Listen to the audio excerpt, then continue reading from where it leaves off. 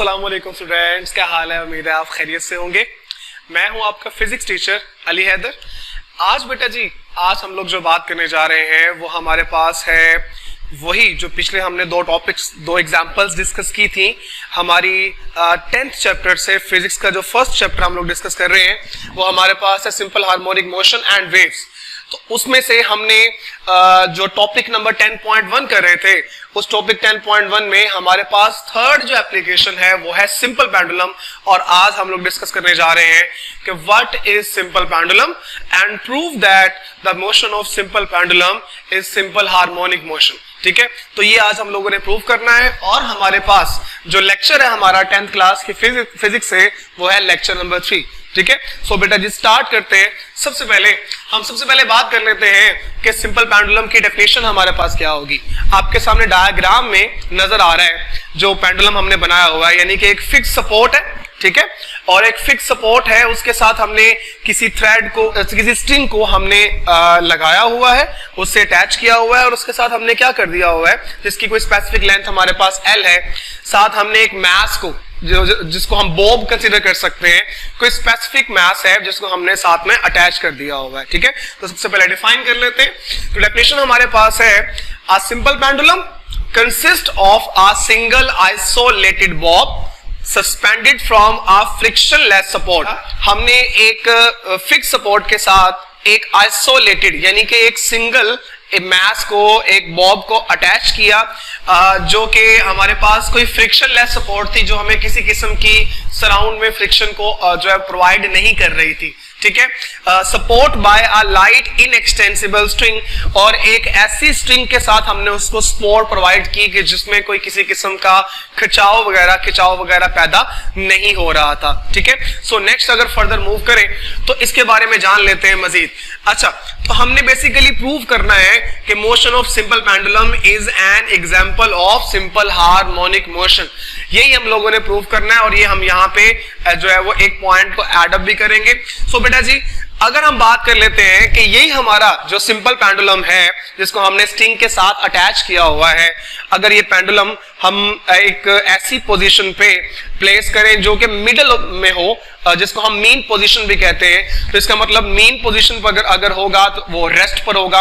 और अगर वो रेस्ट पर होगा तो हम देख लेते हैं कि when a bob is at equilibrium position O no net force acts on it. तो आप लोग इसके बारे में तो जानते हैं कि इक्विलिब्रियम क्या होता है। तो एक बॉडी इक्विलिब्रियम में तब होती है कि जब उसके ऊपर लगने वाली एक्सटर्नल फोर्स जो है वो क्या हो, वो जीरो हो। सो इट मींस दैट कि मीन पोजीशन ओ पे कोई भी बॉडी पर फोर्स एक्सर्ट नहीं करती, और उस मीन पोजीशन में बॉडी किस में होती है, इक्विलिब्रियम में होती है। सो नेक्स्ट अगर फर्दर मूव करते हैं तो बेटा जी ये हमारे पास डायग्राम है। ठीक है, सो डायग्राम में किसी भी स्ट्रिंग के जो हमने स्ट्रिंग ली हुई जिसको हमने L कंसीडर किया हुआ है, मास को अटैच कर दिया हुआ है। और अब हम बात कर लेते हैं कि motion of a Bob between mean and extreme position. आप यहाँ पे हेडिंग इंक्लूड कीजिएगा कि जो मोशन है हमारे पास इस बॉब की, वो एक्सट्रीम पोजीशन और मीन पोजीशन के दरमियान किस तरह से जो है वो हो सकती है। यानी ये हमारे पास मीन पोजीशन है, ये नेक्स्ट दो पोजीशन जहां तक वो पेंडुलम अपनी मोशन को एक्सट्रीम लेवल तक ले जा सकता है, ये हमारे पास कहलाती हैं एक्सट्रीम पोजीशंस। तो बेटा देखिएगा, इन एक्सट्रीम पोजीशंस को हम रिप्रेजेंट कर लेते हैं A, और इस एक्सट्रीम पोजीशन को रिप्रेजेंट कर लेते हैं B से, और मिडिल ऑफ द पोजीशन जो हमारे पास गिवन है, सेंटर में इक्विलिब्रियम पोजीशन भी जिसको हम कहेंगे, उसको हम कह लेते हैं वो हमारे पास क्या है, वो मीन पोजीशन, उसको O से रिप्रेजेंट कर लेते हैं। मैं यहाँ पे हाईलाइट भी कर देता हूं, this one is the mean position, these two are extreme positions. Clear हो गया? सो जरा देखिएगा, when we bring the bob to extreme position A, जब हम इस बॉब को जिसको हमने स्ट्रिंग के साथ बांधा हुआ है, टाइट किया हुआ है, अगर हम इसको किसी एक्सट्रीम पोजीशन तक लेके जाते हैं जो कि A पोजीशन है, ठीक है, so the net force is not zero. यहां पर अमल करने वाली नेट फोर्स जीरो थी, हमने पहले बात कर ली रेस्ट में। क्यों? क्योंकि बॉडी का जो वेट था, ठीक है, वेट अगर वो बॉडी जो कि बॉब है अगर वो मास रखता है तो इसका मतलब है वो वेट भी रखता है, क्योंकि आपको पता है जिस फोर्स के साथ किसी भी जिस्म को जमीन अपनी तरफ खींचती है, अट्रैक्ट करती है, उसको हम उस बॉडी का वेट कंसीडर करते हैं।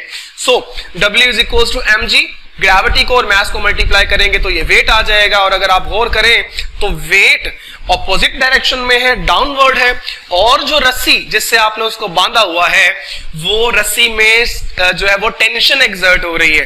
टेंशन क्या होता है? देखिए रस्सी में खिंचाव, ये टेंशन होता है।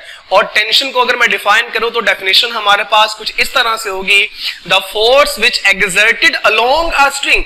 अगर एक रस्सी के साथ जो फोर्स एक्सर्ट करे, अमल करे, खिंचाव की फोर्स जिसको हम कह सकते हैं, वो हमारे पास क्या कहलाती है? उसको टेंशन कहा जाता है। ठीक है, सो देखिएगा अगर हम इसको एक्सट्रीम पोजीशन पर लेके जाते हैं तो यहां पर नेट फोर्स जीरो नहीं होगी, क्योंकि यहां पर वेट कुछ कंपोनेंट्स में डिवाइड हो जाएगा। उसकी बात कर लेते हैं of weight. Component of weight हमारे पास क्या है? देखिए ये कंपोनेंट ऑफ वेट हमारे पास कहलाएगा mg cos थीटा। इसकी बात भी कर लेते हैं, mg cos theta cancelled with each other. ठीक है, चले अब इसको थोड़ा सा मैं आपको एक्सप्लेन कर देता हूं। जरा देखिएगा, आप जो बॉब है उसको किसी एक्सट्रीम पोजीशन तक मूव करवा रहे हैं, तो जो ही आप इसको एक्सट्रीम पोजीशन पर लेकर जाएंगे, सो बेटा ये जो वेट जहां पर mg था, ये mg दो कंपोनेंट्स में डिवाइड हो जाएगा। एक कंपोनेंट हमारे पास कहलाएगा mg cos थीटा, जो एक्सर्ट करेगा अलोंग द स्ट्रिंग, जिस तरफ बॉडी जा रही है उसी की डायरेक्शन में रस्सी के साथ अमल करेगा, जो कहलाएगा mg cos थीटा। और हमारे पास जो सेकंड कंपोनेंट हमें मिलेगा वो हमारे पास कहलाएगा mg sin थीटा, जो एक्सर्ट होगा टुवर्ड्स द मीन पोजीशन। तो जरा देखिएगा, जैसा कि आप लोगों ने रेजोल्यूशन ऑफ वेक्टर्स के बारे में पढ़ा हुआ है, जरा देखिएगा अगर मैं कुछ इसकी एग्जांपल से आपको एक्सप्लेन कर सकूं कि देखिए अगर हमारे पास दो एक्सिस हैं, आप दो एक्सिस के दरमियान अगर किसी वेक्टर को लेते हैं, ठीक है, वेक्टर हमारे पास कोई फोर्स का अगर स्पेसिफिक वेक्टर है, तो अगर आप इसका एक प्रोजेक्शन लें अलोंग एक्स एक्सिस पे अगर आप इसका प्रोजेक्शन लें तो इसकी दो कंपोनेंट्स में हम इसको डिवाइड कर सकते हैं। एक इसका कंपोनेंट कहलाएगा एक्स कंपोनेंट, जिसको हम कहेंगे f cos थीटा, जो कि एक्स एक्सिस पर बनेगा, और इसको कहेंगे f sin थीटा, जो कि बनेगा अलोंग y एक्सिस, क्योंकि दो ही कंपोनेंट है। और ये हमारे पास स्पेसिफिक एंगल थीटा है कि जिस एंगल पे आपने उस वेक्टर को with respect to X axis आप लोगों ने लिया हुआ था। ठीक है, सो अब जरा यहां देखिएगा, अगर आप देखें तो थीटा के सामने कौन सा component? f sin theta. Theta के साथ कौन सा कंपोनेंट? f cos theta. इसी तरह अगर आप गौर करें, जिस तरह आप इसको स्पेसिफिक एंगल पर मूव करवा कर लेकर गए हैं, तो इसी तरह ये भी कंपोनेंट में डिवाइड होगा। जैसे थीटा के सामने, ठीक है, थीटा के साथ वाला कंपोनेंट बनेगा mg cos थीटा। थीटा के सामने वाला कंपोनेंट बनेगा यहां पे, जिसको कहेंगे mg sin थीटा। इस mg sin थीटा को मैं यहां पर ड्रॉ कर रहा हूं, क्योंकि जरा देखिएगा अगर ये f sin थीटा है तो इस f sin थीटा को हम यूं भी यहां पर भी लिख सकते हैं।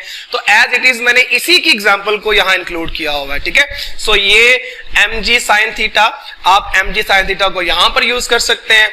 और बेटा जी देखिएगा, ये है वो mg cos थीटा जो टेंशन के साथ क्या करेगा? कैंसल्ड हो जाएगा।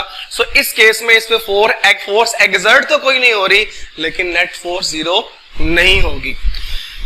थोड़ा सा एक्सप्लेनेशन हमारे पास फर्दर है, उसे देख लेते हैं। हमारे पास है द कंपोनेंट ऑफ वेट, जो कि हमारे पास दो कंपोनेंट्स थे ना, एक था हमारे पास mg cos थीटा, वो तो टेंशन के साथ कैंसल्ड हो गया इस केस में। ठीक है, टेंशन और mg cos थीटा।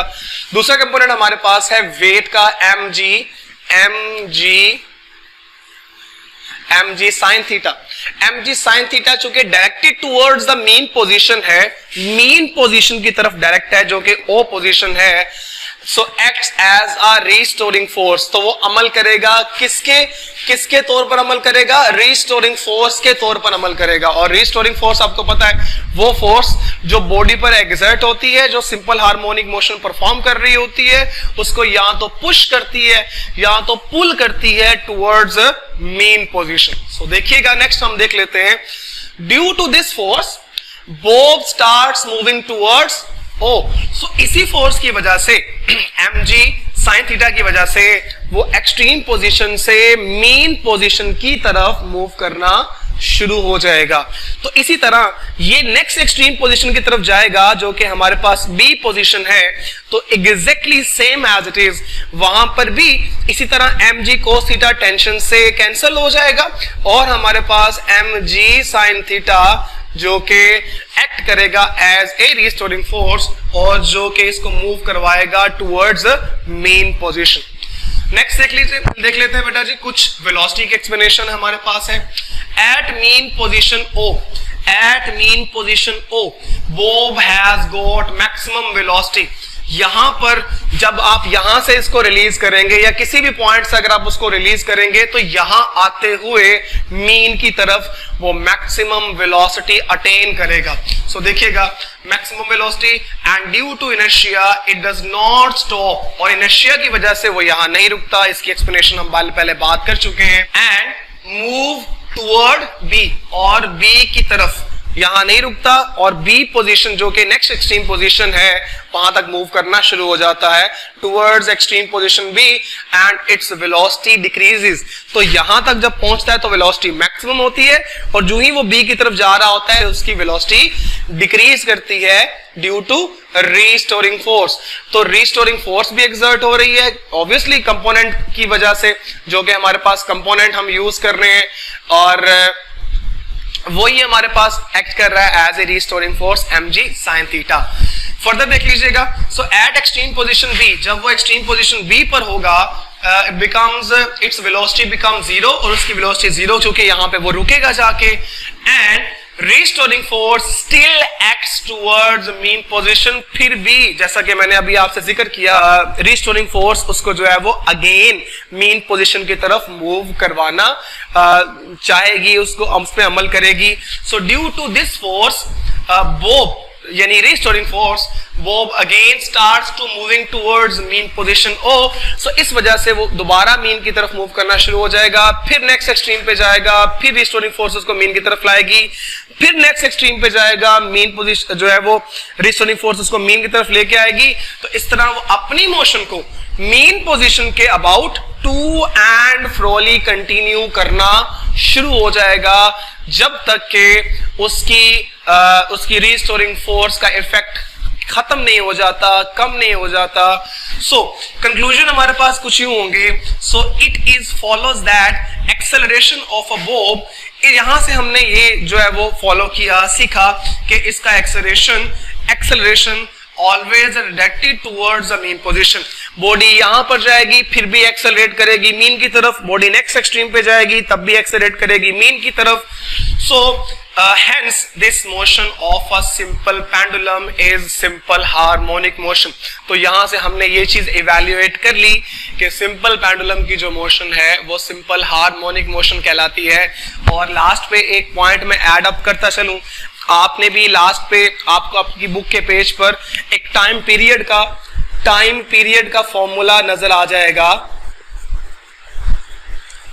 सो ये टाइम पीरियड का फॉर्मूला आपकी बुक में डिराइव नहीं है, आप इसको आगे फर्दर जब न्यूमेरिकल्स में इस्तेमाल करेंगे, हम न्यूमेरिकल्स करेंगे तो आप वहां पे पता चलेगा कि किस तरह इसका इस्तेमाल किया जाता है। लेकिन आप जब ये अपना क्वेश्चन मुकम्मल करें तो आप लास्ट पे ये फॉर्मूला लिख दीजिएगा। आप नेक्स्ट क्लासेस में जाके पढ़ेंगे डेरिवेशन इसके बारे में, जो कि हमारे पास है t is equals to 2 pi square root L over G। So L is a length of a string of the pendulum and G is the gravity, means gravitational acceleration which is acting on a bob। So आज का lecture बेटा हमारा इतना ही था, और अगर आप हमारे चैनल पे नए हैं तो हमारा चैनल लाजमी सब्सक्राइब कीजिएगा, लाइक भी कीजिएगा और दूसरों तक भी पहुंचाइएगा। अपना बहुत सारा ख्याल रखिएगा। अल्लाह हाफिज।